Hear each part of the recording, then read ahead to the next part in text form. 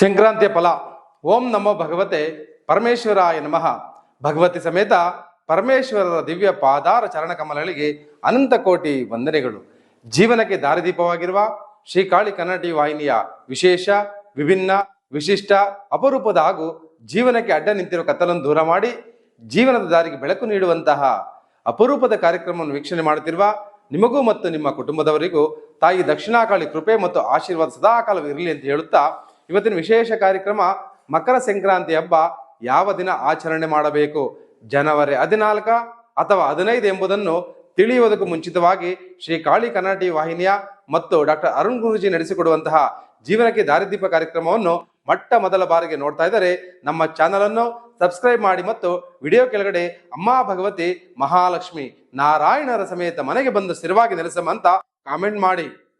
ಮಕರ ಸಂಕ್ರಾಂತಿ ಹಬ್ಬ ಯಾವ ದಿನ ಆಚರಣೆ ಮಾಡಬೇಕು ಅಂತ ತಿಳಿಸಿಕೊಡುತ್ತೇನೆ. 14ನೇ ತಾರೀಕು ಸೂರ್ಯ ಧನುರ್ ರಾಶಿಯಿಂದ ಮಕರ ರಾಶಿಗೆ ಪ್ರವೇಶ ಮಾಡುವಂತ ಸಮಯ.